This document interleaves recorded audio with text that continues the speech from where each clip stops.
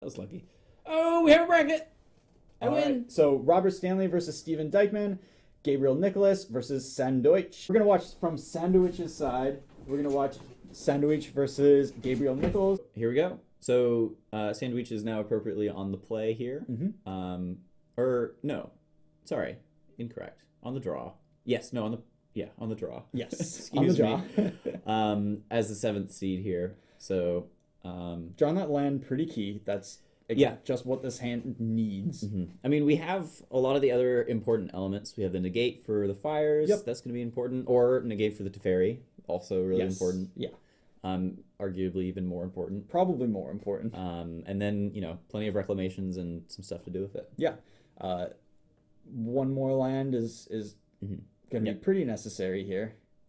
Yeah, definitely banking on that extra land, but got a shock to keep some negate open. It's not it quite yet. And if nothing threatening comes down from the Jeskai Fires side, I'm happy to cycle this Thassa's Intervention. I'll draw a card. It looks like he we did not do that. Took his chances there. But we got rewarded. Whew. That's a little bit of bravery to me. Yeah. So we're opting not to play our Reclamation. So this Fires deck must have... I believe he has a couple of Ether Gusts main deck. Okay. Yeah, that's fair. I mean, Sandoiche is certainly going to know what to play around with open deck lists. Open deck lists, so... Mm-hmm. And there's the Fires. Do we have enough mana to even pay for a dispute as well, if that is something that... Yeah, no main deck disputes in this Fires list. Wait, so no, this is a Karuga deck. Are there... I don't think that there are going to be Gusts, if that's the case. Oh, no, you're totally right. I don't know what he was... Yeah. Maybe there are disputes. Maybe I'm confused. Let me well, even a dispute that turn would be something to worry about, just because the 3 mana could counter your Reclamation. Cancel. Yeah, just as the normal cancel. You're right. Okay, yes. Two main deck mystical disputes in this Fires list. Which, of course, it has to be because of the Karuga. So that's what he was playing around there. But now we're finding ourselves in an excellent spot. We were able to, play our 6th land, play our our Reclamation, and now we're gonna get our threat into play. Things are looking really good. Yep, with mana up for this Thassa's Intervention for X equals 2. That's going to counter anything important that's coming down on the other side. Yeah. The thing to be concerned about here is Teferi with dispute backup. True. Yeah. But I think that we already saw... Well, we don't know if there's no dispute quite yet. There was an opportunity to cast dispute, but at that point, Sandoiche had and there it 3 is. mana. But, yep. So this is going to be a start. However, we do have the tools to deal with this. Right. So the Nightpack Ambusher has to get bounced, but we have the Scorching Dragon Fire. Yep. Very key that hits. And, wow. And then the explosion. So this is going to be a very good turn for us here. We're going to be able to kill the Teferi, play another Reclamation, and then kind of the world's our oyster here. I assume that we're going to want to just Nightpack this turn, potentially, but I would not blame them for going for a reasonably large explosion here. Yeah. And it doesn't need to be for a ton. If this explosion draws a few cards and then you leave up counter magic, that's pretty much the game. Totally good. So it looks like we're going to be holding up 3 mana. I actually don't mind. Do we know how many Frilled Mystics are in this list? This, I believe, is a 2 Frilled Mystic list. Let me pull that up. That would be... If there are more than 2, I think I would want to hold up 4 mana here. But looks like we're just this is a no Frilled Mystic list. That's right. Okay. This is the one... There's a Negate and a Chemister's Insight. No Frilled Mystics in this list. Right, so kind of shields down at this point. Yep. So here's a Fires. But either way, I like the spot that the Team of Reclamation players. Yeah, with two Team of Reclamation or 2 Wilderness Reclamations in play. It's going to be pretty difficult for the Reclamation player to die from this spot. We're not going to be able to Fires and double creature here. That would be like the scariest thing. Right. But leading into our next turn, this Cavalier is going to be able to haste out a lot of creatures. So while we're safe for now, we're not going to die here. We're going to take a good chunk of damage, but we're not going to die. I mean, this is a lot of damage. This is 7. This leaves Sandoiche at 5, and any of the haste threats deal 5 even after dealing with this Cavalier. But we are going to have to find something moving forward from this. Yes. So making this Uro could be a solid way of gaining some life, putting a blocker into play for a haste creature. So that's what he's going to do here. Right. Yeah. The Uro being a blocker is definitely important. He'd like to get this Cavalier off of the table now. Right. And then just have the Uro there for whatever haste creature is left in Gabriel's hand. Yeah, and we are going to go ahead and play out these lands just because Yep. It's just so much mana with these. Right. Each comes into play tapped land is 2 mana this turn. And honestly, I wouldn't be surprised to see potentially a dig for another explosion. Right. Like we have so much mana, we could try to calculate digging for an explosion for. I think 11 is a little out of reach at this point. Well, there's 10 lands in play, so that's 20 mana. So if this Chemister's Insight hits, you can still If you hit an explosion here, you can do it for 12 and win the game. Okay. Looks like we're not, but we could still dig to do it for 5 just to clear this Cavalier. Yeah. And that would make me feel pretty safe. Or even just another a stomp, or I guess there's none of those main deck, but another Scorching Dragonfire. Oh, and here we go. There's the expansion explosion. So we are just short. So we're gonna have 10 lands in play, 12 mana. So we could do it for 8. Yep. But I think that I'm gonna lean towards just doing it for enough to kill the Cavalier, and we should be able to take over the game from there. Yeah, I don't think that's going to be a problem at this point. Can kill the Cavalier and leave up Mystical Dispute even, or Thassa's Intervention just to dispute. I guess neither of them work super well against fires because the spells are free. Right. You really need to Intervention for quite a lot to be able to counter things under fires, but needs to be Intervention for 4, which he can't quite do while also killing this Cavalier. So but with the Uro in play, really difficult to die from an empty board here. Even if it's like Elspeth conquers death on the Uro and then another Cavalier, that's 7, 8. That's only 10 damage max. Right. And we found our next explosion, so as long as we're not dead this turn exactly. Right.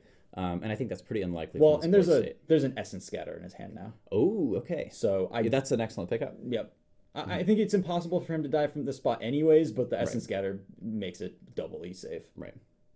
So as long as he selects which cards are discarded and doesn't go to time and it is random. Right. Then I think he's going to be pretty safe. Then it's going to be all right. Yeah.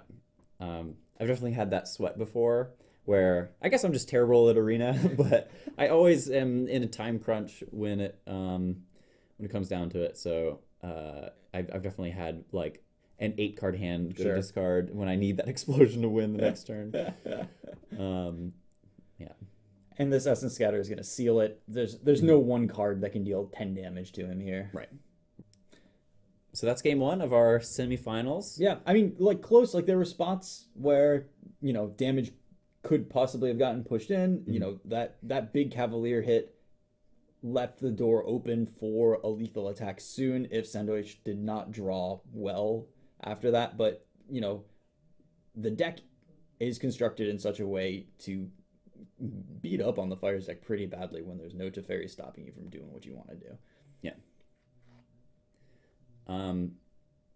So post-board, I think things get a little better for the Reclamation player.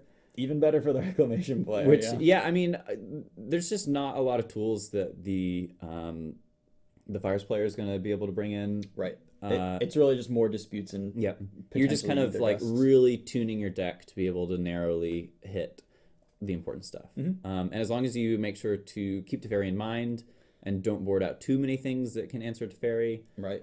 But I don't see any red spells in this post-board it looks like he's configuration. taken out the Scorching Dragonfires and is just counting on being able to counter the Teferis or bounce them with Brazen Borrower. Yeah. And that is, reasonable in some capacity, but I, in my experience, have found that it's, just like one Bone Crusher Giant and one Scorching Dragonfire can do a lot to help you out there. Right, because the Teferi usually needs to bounce something. Right. You have Brazen Borrowers and Nightpack Ambushers that you can use to force the bounce. So the Teferi goes down to 1 or 2 loyalty, and then any amount of damage finishes it off. I would like to see a little more answer. Because, we saw the very developed lists at Worlds, which was only like a month and a half ago. Right. By the way. It feels so long like ago. Forever ago. But we saw the reclamation lists that were very developed for fighting against Teferi decks because blue-white control was a very known quantity going into that tournament. And they had specifically sideboard haste creatures, whether it was Legion Warboss or Robber of the Rich. And those were there specifically because they'd kill Teferis. Yes. Robber of the Rich is not something that Teferi wants to face down. Nope. It gets down early, it makes it annoying to cast, and then it's just going to be able to haste it down if you bounce something. Yep. We definitely have some Sandoiche fans in chat, so excellent. Thank you guys for supporting up. Welcome. For showing up and supporting your guy. Very cool to see y'all here. Mm-hmm. Sandoiche, popular guy on Magic Arena. You see he's got 16 friends that are online down there. That's pretty. That's more than me. Yeah. Very cool. Sandoiche, a Portuguese language Brazilian streamer, very popular, has shown up to almost all of our tournaments and kept X2ing them, and so I'm glad that he made the top 8 of this one. So yes, nice to see him convert. Yeah, really happy to have him here. And seemingly very strong technical player. Like all the plays that he's made, spot on. Yep, definitely. Knows this matchup. Definitely confident in how he wants to play it. Yep. So excited to see this unfold. Here we go.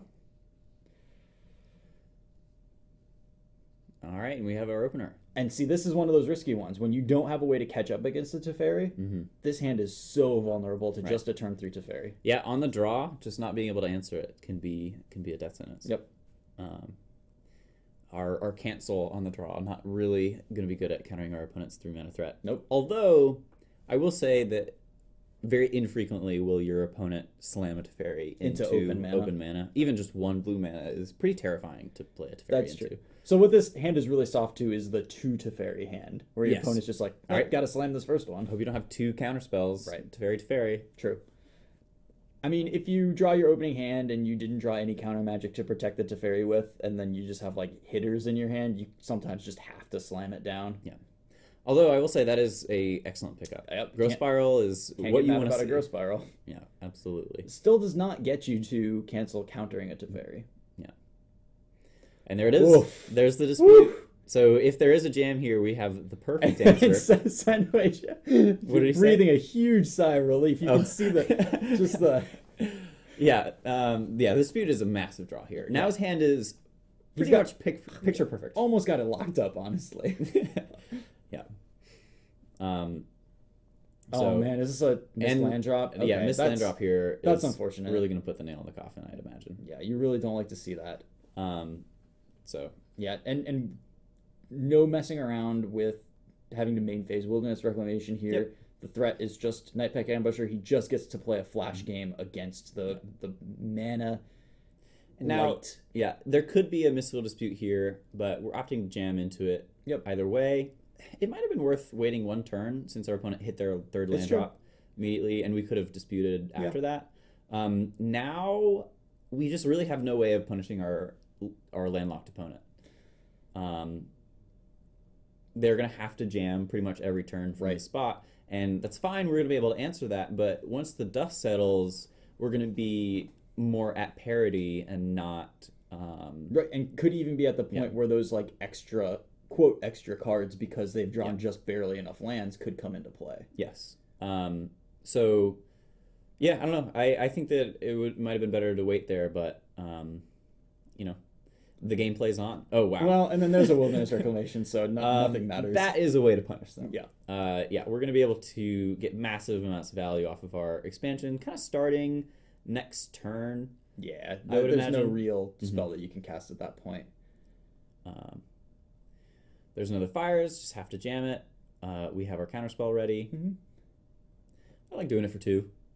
Just, you know. What? The double Simian Spirit guy, you can't let that happen. Yeah. Or if you didn't notice an untapped land or something like that. But Sure. So then we would only need 1 Simian Spirit Guide. yes. I guess you need to not notice 2 untapped lands. That's true. This is a Wilt, right? This is the new. Yep, that is the a new naturalize with cycling 2. So let's see how much he's going to explosion for here. Looks like at least 3. Yeah. I think you're pretty safe doing it for... Definitely safe doing it for 3, but could maybe even do it for 1 more. Maybe. Because the Essence Scatter covers the creatures, and 2 fires have been cast already, and you even have a naturalize for 1, so maybe a creature could come down, not really do that much. Right. And then you have Reclamation. And that's only if, there's... perfects over in your opponent. Yeah, like as long as it's not a Fires, I'm not that worried about it. And even a Fires, we have pretty well locked up here. Yeah. So I like leading with Gust because putting my opponent into the play pattern of like, okay, I know that next turn they're also going to jam a spell into a counterspell that I have, just makes me feel pretty comfy. And when you're taking so much advantage of each turn with Wilderness Reclamation, yeah. And this Uro is going to come in. Once that Uro is actually in play, it becomes, a huge problem for the Fires deck. Even on just the turn it comes into play, it means like you can't really do much with haste guys. You're not coming in for a lot of damage. There's just this big wall in play, and it's going to trade for something. Yeah, and I think that honestly at this point we're just kind of waiting it out until we can explosion for a lethal amount. When you're playing Fires and your opponent just cycles their naturalize against you. Oh, we've already countered 2 Fires this game. Yeah. So yeah. And we know that they're probably jamming a Cavalier this turn. Looks like we're gonna dispute this one. That makes sense. Yeah, you can do disputes are bad. Right. If Fire gets down, or just like much later in the game, might as well get use out of it while you can. Right. And they're expensive right now. They're gonna cost you 3 mana for most of the spells that your opponent's gonna cast here. Yeah. All right, it's time for Uro. It is time for Uro. Uro's gonna come down. Plenty of cards. Oh yeah, no shortage of any resource for Sandoiche here. No Tamios to worry about. I love it when Uro can just pick 5. Yep. It's fine. My graveyard cards don't matter at all. Right. When your opponent at this point is still putting Tri-lands in play, you're probably in trouble. Yep. So some nice sequencing of doing this before the untap. So if you do hit a tapped land or something, you get the extra mana. Not that I think it'll matter too much. I mean, this turn, not doing an explosion, but it's also good to get into the right habits with those sorts of things. If you're not going to do it that turn, it's still like, you kind of want that muscle memory built in. And there it is. We have our first finalist. Yeah. Sandoiche. In his first top 8, just, You love to see it. Yep. Kind of easily converts that one. Not a problem for him.